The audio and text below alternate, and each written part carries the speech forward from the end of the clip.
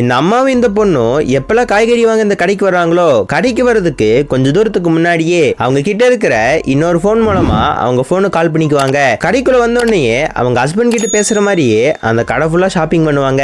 அவங்க ஹஸ்பண்ட் கிட்ட இன்னைக்கு வெதர் நல்லா இருக்குன்னு தெரியும், ஆனா எதுக்கு மீன் பிடிக்க போனீங்க, பார்த்து காய்ச்சல் இது வந்துற போது சேஃபா மீனை பிடிச்சிட்டு வீட்டுக்கு வந்துருங்கன்னு பாசமா அவங்க ஹஸ்பண்ட் கிட்ட பேசிட்டு இருப்பாங்க. 5 வருஷமா இந்த மாதிரி தான் பேசிட்டு இருக்காங்க. ஆனா அவங்க ஹஸ்பண்ட் 5 வருஷத்துக்கு முன்னாடி இறந்து போயிட்டாரு. அவங்க ஹஸ்பண்ட் இறந்து போன விஷயத்த மறைக்கிறதுக்காக தான் இந்த மாதிரி வேலையில இவங்க பண்ணிட்டு இருக்காங்க. கரெக்டா 5 வருஷத்துக்கு முன்னாடி என்ன இருக்குன்னா, ஒரு நாள் இந்த லேடி அவங்க வேலையெல்லாம் முடிச்சிட்டு வீட்டுக்கு வந்து பார்த்தா அவங்க பொண்ணை யாரோ ஒருத்தவங்க பாத்ரூம்ல போட்டு பயங்கரமா டார்ச்சர் பண்ணியிருக்காங்க. அவங்க பொண்ணுக்குமே வரக்கூடாத இடத்துல இருந்தெல்லாம் ரத்தம் வந்துகிட்டு இருக்கு. இந்த அம்மாக்கு நல்லாவே புரிஞ்சு போச்சு அவங்க பொண்ணுக்கு என்ன இருக்குன்னு. இதெல்லாம் பண்ணது வேற யாரும் கிடையாது, அவங்க ஹஸ்பண்ட் தான். இப்ப அவங்க ஹஸ்பண்ட் வர சத்தத்தை கேட்டவொடனே அவங்க பொண்ணை அந்த பாத்ரூம்ல போட்டு கதவை சாத்திட்டு அவங்க ஹஸ்பண்ட் கிட்ட போய் இதை கேட்க போறாங்க. ஆனா அவன் இவங்களை அடிக்க ஆரம்பிக்க போலீஸுக்கு போன் பண்ணலான்னு பாக்குறாங்க. ஆனா இவங்க போனை தள்ளி விட்டு இவங்களையும் கீழே தள்ளி விட்டுறான். அவங்க பொண்ணுக்கு என்ன ஆக போகுதுன்னு இவங்களுக்கு சுத்தமா புரியல. ஸ்ட்ரைட்டா போலீஸ் கிட்ட போய் ஹெல்ப் கேட்கலான்னு பாக்குறாங்க. ஆனா பொண்ணுக்கு மேல என்ன ஆகும் நினைச்சு ரொம்ப பயந்துட்டு இருக்காங்க. இப்ப அந்த இடத்துல ஒரு அருவாள் இருக்கு. அருவாள் எடுத்துட்டு வந்து இவனை வெட்டி சாய்க்கலான்னு பாக்குறாங்க. இப்ப பயங்கர கோவமா அருவாள் எடுத்துட்டு உள்ள வர வந்து பார்த்த பாத்ரூம்ல அவங்க ஹஸ்பண்ட் இறந்து போயிருப்பாங்க. பார்த்தா அவங்க ஹஸ்பண்ட போட்டு தள்ளினது வேற யாரும் கிடையாது, பயத்துல அவங்க குட்டி பொண்ணு அவங்க அப்பாவை குத்தி போட்டிருப்பா. இவங்களுக்குமே இப்ப போலீஸ் கிட்ட இந்த விஷயத்த சொன்னோம்னா தான் பொண்ணோட ஃபியூச்சர் பயங்கரமா ஸ்பாயில் ஆயிருன்னு ஊருக்கு யாருக்கும் தெரியாம அவங்க ஹஸ்பண்டோட பாடிய அவங்க வீட்லயே போட்டு பதச்சிடுறாங்க. இத்தனை வருஷமா அவங்க ஹஸ்பண்ட் வெளிநாட்டுல வேலை பார்க்கற மாதிரி சமாளிச்சுட்டு வந்துட்டு இருக்காங்க. இப்ப அப்படியே 5 வருஷம் கழிச்சு காட்டுறாங்க. இப்ப அந்த குட்டி பொண்ணு ஒரு பெரிய பொண்ணாயிட்டா. இப்ப ஒரு ஸ்கூல்ல படிச்சிட்டு இருக்கா. இவ படிக்கிற அதே ஸ்கூல்ல தான் இவளோட அம்மா ஒரு கிளீனரா ஒர்க் பண்ணிட்டு இருக்காங்க. ரொம்ப கஷ்டப்பட்டு அவங்க வாழ்ந்துட்டு இருக்காங்க. பாவம் இந்த புள்ளிக்கு இங்கேயுமே தொல்லை விடல. ஸ்கூல்ல 4-5 புள்ளிக சேர்ந்து எப்ப பார்த்தாலும் இவளை புள்ளி பண்ணிட்டே இருப்பாங்க. வாயில கம்ம தடவி இவளை பயங்கரமா அபியூஸ் பண்ணிட்டு இருக்காங்க. பார்த்துட்டு இருந்த யாருமே இதை தட்டி கேட்கல. ஏன் வாட்ச்மேன் கூட இப்ப இந்த இடத்துக்கு வரான், சுத்தி வேடிக்கை பாக்குற அத்தனை புள்ளியும் துரத்தி விட்டுட்டு அவன் பாட்டுக்கு போயிடுறான். இந்த புள்ளைய புள்ளி பண்ணிட்டு இருக்கிற ஒரு பொண்ணு இந்த ஸ்கூலோட பிரின்சிபலோட பொண்ணு. அதனால அவங்களை எதிர்த்துட்டு நம்மளால ஒண்ணும் பண்ண முடியாதுன்னு யாருமே பெருசா கண்டுக்க மாட்டேங்கிறாங்க. இப்ப இந்த மாதிரி இந்த புள்ளைய புள்ளி பண்ணிட்டு இருக்காங்க. இப்போ இந்த புள்ளையோட அம்மா அங்க வர, இந்த புள்ளையோட அம்மா வர்றதுக்கு கொஞ்ச நேரத்துக்கு முன்னாடியே அந்த புள்ளி பண்ண கேங்கு அங்க இருந்து ஓடி போயிடுறாங்க. இந்த புள்ளையோட அம்மானாலையும் பிரின்சிபலோட பொண்ணு எதிர்த்து எதுவும் பண்ண முடியாதனால இவங்க அப்படியே அமைதியா இருக்காங்க. இப்ப அப்படியே எங்க இருந்து கட் பண்ணா இப்ப அப்படியே நைட் ஆக அந்த புள்ளி பண்ண 4 புள்ளிகளும் ஒரு கைவிடப்பட்ட பில்டிங்ல போய் ஜாலியா பேசிட்டு இருக்காங்க. இந்த மாதிரி இவங்க பேசிட்டு இருக்காங்க. ஆனா இந்த கூட்டத்துல அந்த பிரின்சிபலோட புள்ளியை காணோம். இவங்க இந்த மாதிரி பேசிட்டே இருக்கும்போது அவங்கள ஒரு பொண்ணு தூரத்துல அடிபட்டு கிடக்கிறத பார்த்து இவங்க அப்படியே பயந்து போறாங்க. இதை பார்த்தோன்னே இவங்க அப்படியே திருச்சு வர்றாங்க.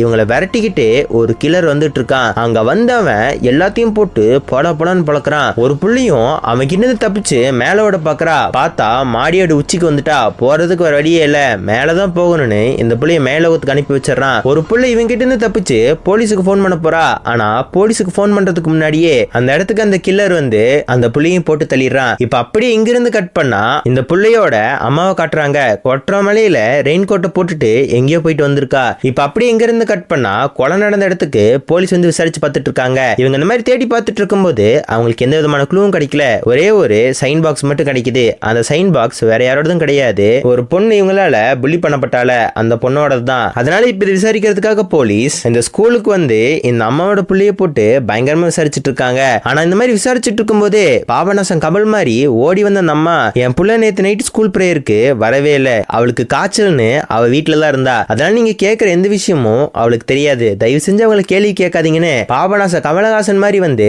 அவ பொண்ணை காப்பாத்தி விட்டுறா. இப்ப போலீஸ்காரங்களுமே பிரின்சிபலோட பொண்ணை பார்த்து, நேத்து உன் ஃப்ரெண்ட்ஸ் எல்லாம் அங்க ஆடிட்டு இருந்தாங்க, நீ எங்கம்மா போன அப்படின்னு கேட்க, நான் நேத்து பிரேயருக்கு அங்க வந்துட்டு தான் இருந்தேன், என் ஃப்ரெண்ட்ஸ் எல்லாரும் நாங்க வழக்கமா மீட் பண்ற இடத்துக்கு போயிட்டாங்க, நான் கொஞ்ச நேரத்துல வந்துடுறேன்னு அவங்களுக்கு மெசேஜ் பண்ணேன், ஆனா என்ன நடந்துச்சுன்னு எனக்கு சுத்தமா தெரியல அப்படின்னு சொல்ல.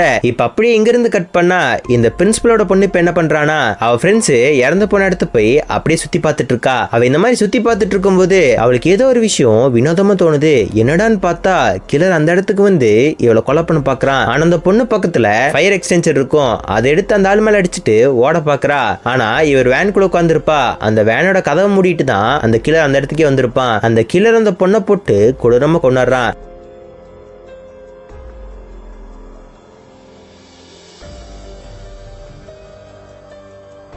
நம்மளாம் நினைச்சிட்டு இருப்போம் இத்தனை பேத்த கொலை பண்ணது அந்த பொண்ணோட அம்மானு. ஆனா அவ கிடையாது. இப்ப அப்படியே பிளாஷ்பேக் காட்டுறாங்க. அதாவது இந்த அம்மாவோட பொண்ணு எப்படி பயங்கர புள்ளி பண்ணிருப்பாங்களோ அதுக்கு முன்னாடி ஒரு புள்ளைய பயங்கரமா புள்ளி பண்ணிட்டு இருப்பாங்க. இந்த புள்ளிக்கு சொந்தம் இருக்கிறது அவங்க அப்பா மட்டும்தான். தான் பொண்ணை பிறந்த நாள் அன்னைக்கு சந்தோஷமா அனுப்பி வச்ச அப்பாவுக்கு தான் பொண்ணு இறந்த பணமா தான் கிடைச்சா. அன்னைக்கு என்ன நடந்திருக்குன்னா, உனக்கு இன்னைக்கு பிறந்த நாளா வா மகாராணின்னு முள்கிரீடத்தை எடுத்து அந்த பொண்ணோட மண்டையில வச்சு நசுக்கி வச்சிருப்பாங்க. அந்த பொண்ணு வெளியில துடிச்சிட்டு இருந்திருப்பா. அது மட்டும் இல்லாம அந்த பொண்ணோட முடிய அவளோட கண்ணு முன்னாடியே வெட்டி அதை தண்ணிக்குள்ள போட்டு அவளுக்கே குடிக்க கொடுத்திருப்பாங்க. மறுபடியும் இந்த விஷயத்த பண்ணிட்டே இருந்திருப்பா. அது மட்டும் இல்லாம இவ பாசமா ஒரு புறா வளர்த்துட்டு இருந்திருப்பா. அந்த புறாவை எடுத்து கீழே போற மாதிரி போயிட்டு இப்ப மட்டும் நான் சொல்றதை செய்யலினா இதை கீழே போட்டுவனு இவளை மிரட்டிட்டு இருப்பாங்க. இவளை ஒரு உயரமான இடத்துல போய் நிக்க சொல்லுவாங்க. இவ நிக்கிறது ஒரு கண்ணாடி மேல. இந்த பொண்ணுக்கு உயரனா ரொம்பவே பயந்து போய் நின்றுட்டு இருக்கா. அவளோட பறவையை காப்பாத்துறதுக்காக அவங்க பண்ற எல்லா புள்ளியும் இவ பொறுத்துட்டு இருக்கா. ஃபர்ஸ்ட் ஒரு பொண்ணு இவங்களால புள்ளி பண்ணப்பட்டிருப்பால, அந்த பொண்ணு இதெல்லாம் பாக்குறா. அந்த பொண்ணு சிசர் எடுத்துட்டு வந்து அந்த 4 பேத்தையும் போட்டு தள்ளலான்னு பாக்குறா. ஆனா கரெக்டா அந்த இடத்துக்கு அந்த லேடி வந்து அவங்க பொண்ணை இழுத்துட்டு போயிடுறாங்க. இங்க சிசிடிவி கேமரா இருக்கு, என்ன பண்ணிட்டு இருக்க? அவங்க பொண்ணை போட்டு இழுத்துட்டு போக ஆரம்பிக்கிறாங்க. அவளுமே அம்மா தயவு செஞ்சு அந்த பொண்ணை காப்பாத்துங்க, செத்துற போறா, ஏதாவது பண்ணுங்க அப்படின்னு சொல்ல. ஆனா பிரின்சிபலோட புள்ள இருக்கிறதுனால அவங்க அம்மாவால எதுவும் பண்ண முடியல. இப்ப கொஞ்ச நேரம் கழிச்சு மனசு கேட்காம மேல போறாங்க. ஆனா இவங்க மேல போகும்போதே இவளோட வெயிட் தாங்க முடியாம அப்படியே அந்த கண்ணாடி இப்ப அப்படியே உடையுது. அந்த பொண்ணு கீழே விழுந்து அப்படியே இறந்து போயிருப்பா. இதெல்லாம் பார்த்த அந்த பொண்ணோட அப்பாக்கு பயங்கர மன உளைச்சலா இருக்கும். ஸ்கூல்ல இருந்த எல்லாத்துக்கிட்டையுமே பொண்ணுக்கு ஆதரவா யாராவது சாட்சி சொல்லுங்க அப்படின்னு கேட்டிருப்பாங்க. ஆனா யாருமே சொல்லியிருக்க மாட்டாங்க. அந்த ஸ்கூலோட பிரின்சிபல் கிட்ட போயுமே மேல இருக்கிற சிசிடிவி ஃபுட்டேஜ் காட்டுங்க அப்படின்னு கேட்டிருப்பாரு. சிசிடிவி ஃபுட்டேஜ் கொடுத்தாதான் இவரோட பொண்ணு மாட்டிக்குவால, அதனால அதை கொடுத்திருக்கவே மாட்டாரு. போலீஸ் ஸ்டேஷனுக்கு போனாலும் போலீஸுக்கு காசு கொடுத்து இந்த பொண்ணோட அப்பாவை துரத்தி விட்டு இருப்பாங்க. இதுல கடுப்புல இருந்த இந்த பொண்ணோட அப்பாக்கு அன்னைக்கு மாடியில இவ பார்த்த எல்லா விஷயத்தையுமே அந்த பொண்ணோட அப்பங்காரங்கிட்ட சொல்ல பயங்கர கடுப்பானவன் எல்லாத்தையும் கொடூரமா கொண்டிருப்பான். படத்தோட லாஸ்ட்ல இவனை போலீஸ் பிடிக்க வந்திருப்பாங்க. தான் பொண்ணு எப்படி செத்து போனாலோ அதே மாதிரி இவனும் செத்து போயிருந்திருப்பான். இங்கே இந்த திரைப்படம் ஒரு முடிவுக்கு வருது. கண்டிப்பா இந்த எக்ஸ்பிளனேஷன் உங்களுக்கு ரொம்ப பிடிச்சிருக்குன்னு நினைக்கிறேன். இந்த மாதிரி நிறைய எக்ஸ்பிளனேஷன் வேணும்னா மறக்காம நம்ம சேனலை சப்ஸ்கிரைப் பண்ணி வச்சுக்கோங்க. ஓகே ஃப்ரெண்ட்ஸ், அடுத்த ஒரு நல்ல வீடியோல வந்து உங்களை பார்க்குறேன். பாய்.